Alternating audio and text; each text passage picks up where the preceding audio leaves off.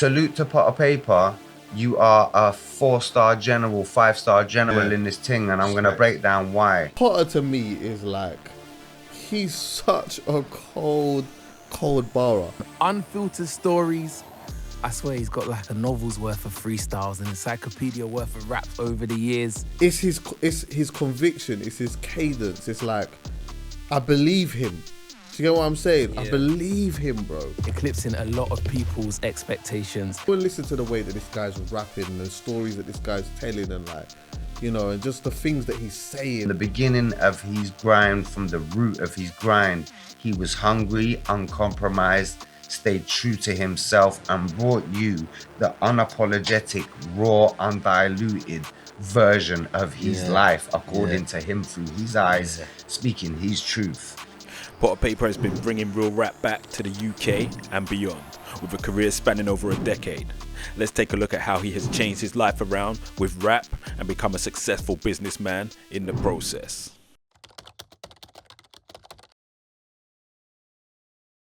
Jamel Buspa, aka Potter Payper, was born in 1991 and raised on the Gascoigne estate in Barking, Essex, on the outskirts of East London.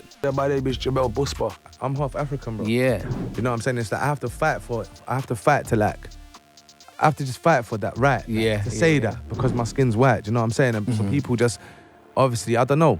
It's a very crazy space to be in. Yeah. I used to live with my mother, innit? Basically, innit? Yeah, I don't know.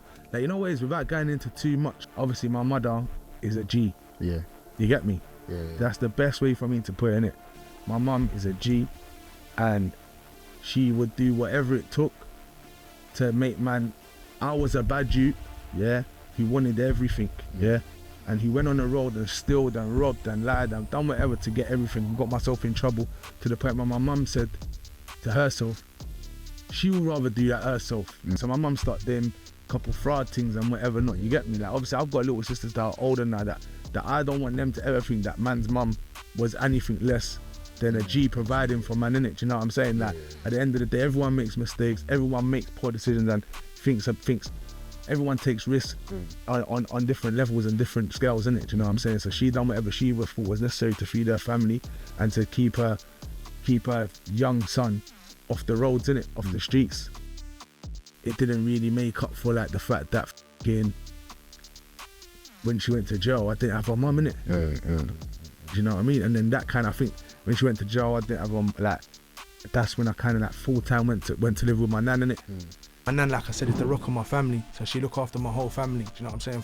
From historically, from since I was born, yeah. So no one else has been in a financial position, in a mental position, in an emotional position to take that role from her, bro. Do you know what I'm saying? In all this time.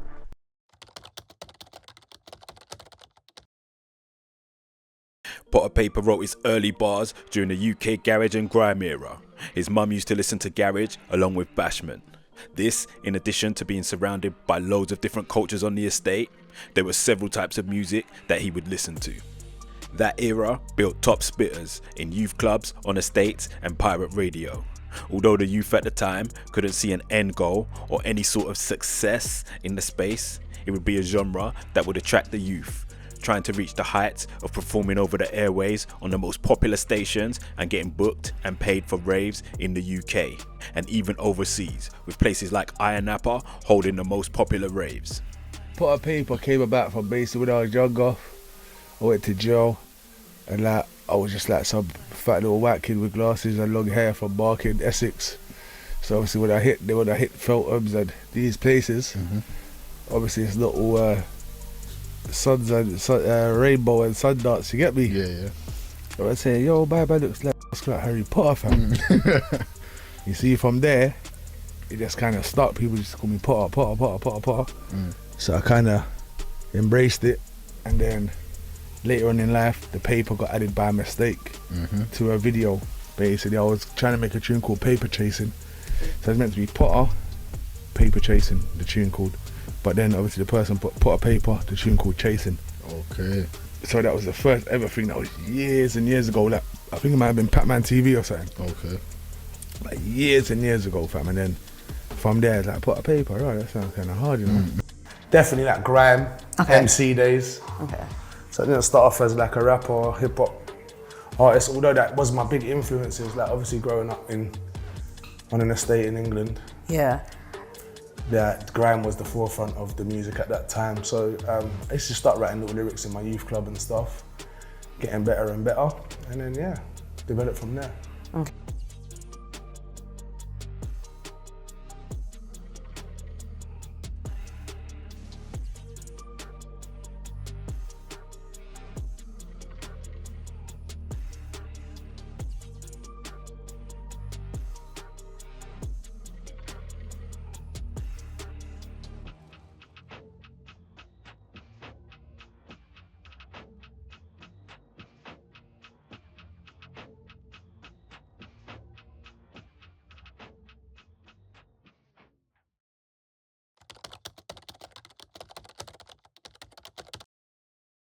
His first mixtape dropped in 2010, called The Philosopher's Crow, and in 2013 he released the first of a legendary mixtape series, Training Day. This was after serving a 27-month sentence. The following years he would release several bodies of work, 2 mixtapes and 3 EPs, continuously building his fan base, not envisioning what it could bring in the future, and shotting his CDs whenever he could to the local trappers and money makers. So that I couldn't envision it coming to anything. Like I couldn't envision it being anything other than people being like, yeah, you're hard, my man's hard. You know, that Potter guy is hard. But it was never gonna be like commercial. I was never gonna chart. I was never gonna sell records. I was never like, in my mind, might sell like some hard copy CDs on the roads and that, or score. Try to get as much as I can. You know what I mean? That's the Nipsey Hustle blueprint. That's how it started, bro. I used to have my CD, and the man will just be like in all the pubs and all the whatever doing what they're doing, and I'll just come in there with my CDs going to all the trappers and all the whatever, like, yo bro, made bare peas today, yeah, you're trapping, buy one of these then. Alongside this, he would drop several classic freestyles on popular online platforms, including, in 2013, a Black Box freestyle in January, his first Daily Duppy in August, a Behind Bars with Link Up TV, and a warm-up session with SBTV in September. Following on from that, a Fire in the Booth in 2014 with Charlie Sloth, and another Daily Duppy in 2015 with GRM Daily.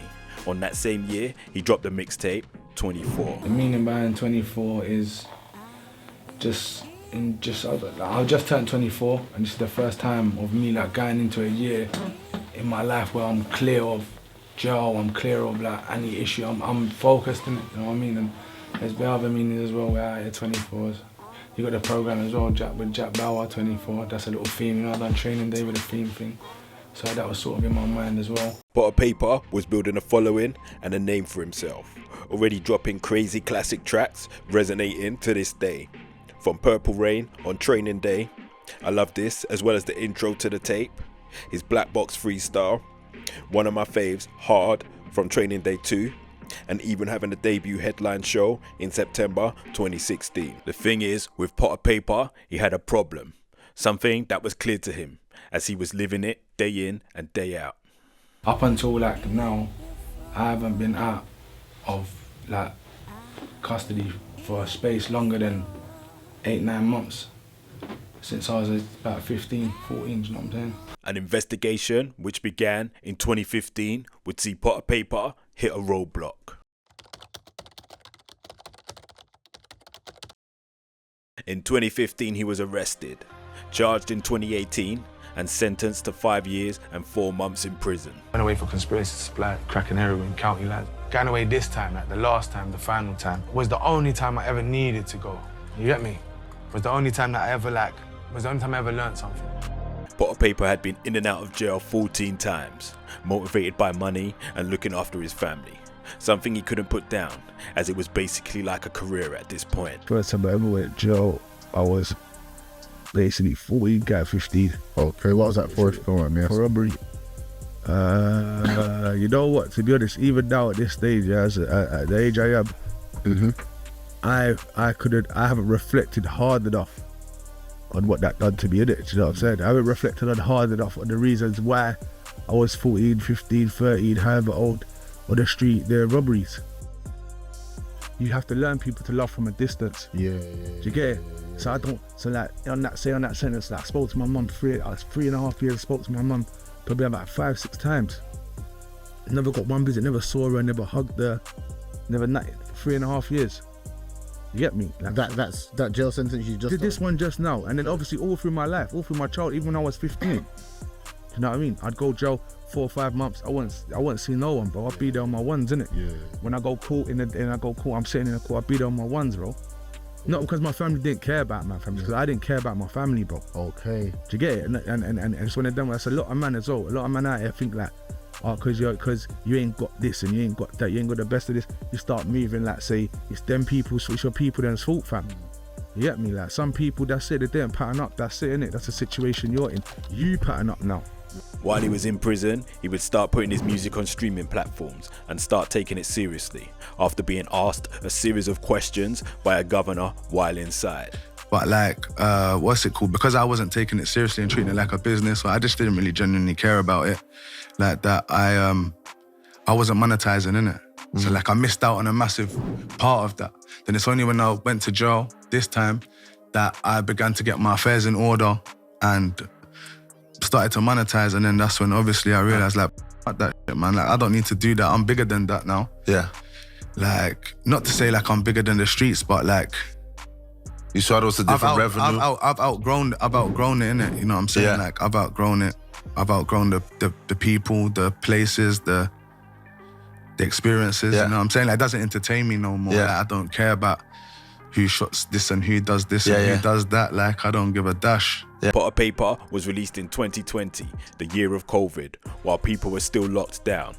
He was celebrating escaping his own lockdown, and any restrictions that happened to be going on outside meant nothing to him. I was sitting in my cell and writing. I had a plan, not a 1-year plan, not a 2-year plan. I had like a 5-year plan, and obviously planned in music projects, because this is what I wanted to do, bro. There was no other option, there was no other choice, there was no other nothing. Coming out, I said to myself, bro, like, I'm not wasting what else have I got to do though? I lie. What have I got to do? I've been, alright, I've been chilling. I've been sitting down in a room for 3.5 years. Alright, I've been going to gym, I here, there, whatever, everyone gets social, yeah, safe. But I've been sitting down in the room for 3.5 years. So I don't want to come out and sit in another room. I don't care if it's a room in my house, or if it's lavish, or if it's here, or if it's... I need to be being constantly productive, like 24/7. From there to my probation, from probation to the studio. In the studio, that was the first beat that the man them loaded up, went in the booth, slapped it. The man then played 5 more beats, slapped all 5 of the beats. That's 6 tunes. 2020 Vision is 4-tune EP. So I made that in the space of 2 hours. When he came out of the gate flying. It was 2020, and it was a new mission. He was going to take his music seriously, and with a cult fan base hungry for his return, and the Groundworks team backing his next moves, it was only right. He dropped the 2020 Vision EP before the release of his highly anticipated project, Training Day 3. The day that Training Day 3 came out, my nan passed away. Do you know what I'm saying? As everyone knows, yeah? You get me? Yeah, come on, rest in peace, Nanny. Talk a little bit about that, because I know that like anyone that follows you knows that, like, you know, Nanny Lucy is like the rock. Yeah. That's the patriarch of my family. Do you know what I'm saying? Like, that's the patriarch of my family. So it hit man 10 times. It hit man so hard, bro. Do you know what I'm saying? But it was like, out of all the days in the world that there could have been. Remember, I just spent 3 years and 4 months. So if you add that up in days, over 1,000 days, yeah. Wasted countless days, meaningless days that meant nothing to me or anyone. Do you know what I'm saying? Because I was locked up. But on a day that meant the world to me, bro, you get me? On a day that meant the world to man, such a tragic thing happened to man. My nan used to write me letters when I used to go to prison, and at the bottom of the letter would always have this written. Yeah, so like, I seen this throughout my childhood more than I saw her as an actual person. Do you know what I'm saying? Like, so yeah, man, when she passed away in 2020, shortly after, I got this to commemorate her, so that every time I just look in the mirror, I remember her. I was wearing I had something of hers personally that I used to wear and stuff. Wow. She's very close to my heart, and she passed away on the day that my mixtape came out. Oh, damn. Training Day 3. Yeah. So it was like, it was a bittersweet moment for me, and it always is in time. Yeah. You know what I'm saying? Like, it will always be a bittersweet moment. But yeah, man, I know I'm making her proud, you know what I'm saying? I know that I'm making the right choices. I'm taking care of my family and everyone that's there. Yeah. So, you know, she can only smile down at me. I think she's watching out on you, man. Yeah, for sure.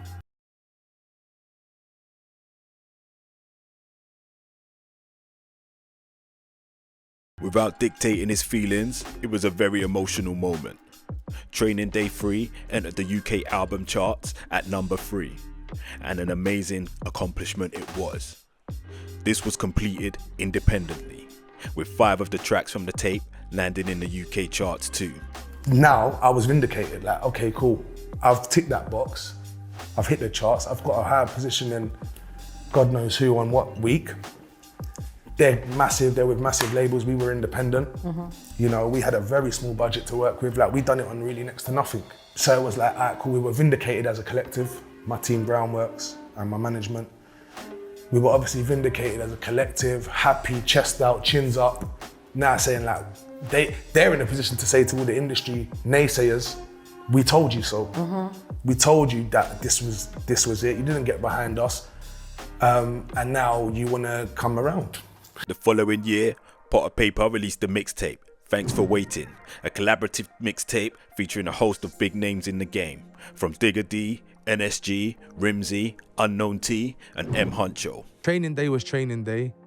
Then I had reached my state. I was fully trained in that. Yeah. I had fully won that division. That's champion. That was the championship. Yeah, and now, Thanks for Waiting is the pre-season training before I start in the Premiership. Okay. You get it? If that's in a way for my people to understand. Did Potter Payper have what it takes to release a classic studio album?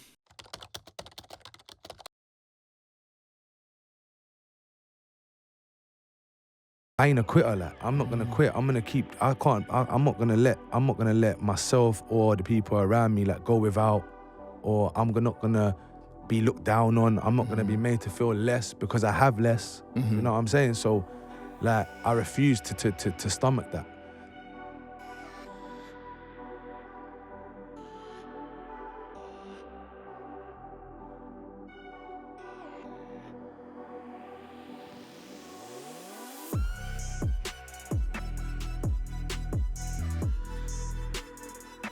Bit like raw. Separating myself from these guys, like, there's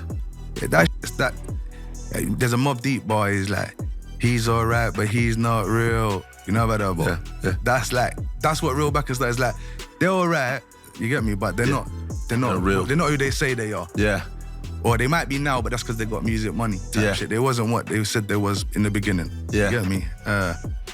No pun intended, but the groundwork had more than been laid for Potter Payper, with a classic trilogy and several notable mixtapes under his belt. He was ready to bring real rap back to the forefront of UK music. How did you know that music would bring him more because I'm at the that best, point? bro, in my country, from my country, and I believe in this continent, and then I believe on every other continent. Like, my story, the person I am, the way I say it, what I say, I believe that I'm the best. Potter Payper released Real Back in Style on the 12th of May 2023 and surpassed his best position, hitting the UK national charts at number 2. Some could say solidifying real rap's place in the UK, but forget all that.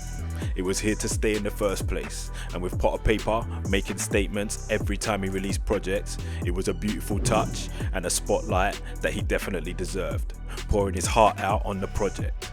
The thing I admire most about Potter is that he is himself throughout everything. Just so that I don't get it in the comments, yes, his moment was overshadowed by an incident we don't need the details of, but that doesn't need to take pride of place.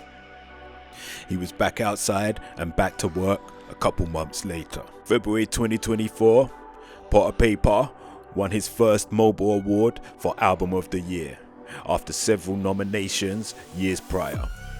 The same month saw him follow up his album with the mixtape Thanks for Hating, which last month picked up the Independent Music Awards Best Independent Mixtape Award.